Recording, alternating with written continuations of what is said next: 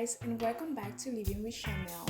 I'm excited to share a new recipe with you today. If this is your first time here and you want to learn how to cook and make good recipes, you are at the right place. Start by clicking the subscribe button to show your support and hit the notification bell to stay up to date with upcoming videos. If you like this type of content, please don't forget to give it a thumb up. I upload new videos Wednesdays and Saturdays. For this recipe, you will need carrots, onion, ginger, hot pepper, leek leaves, garlic, celeries, tomatoes,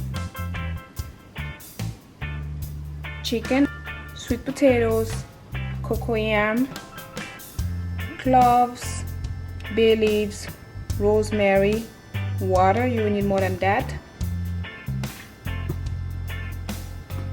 white pepper, parsley, cilantro, salt, oregano, basil, thyme, and cube.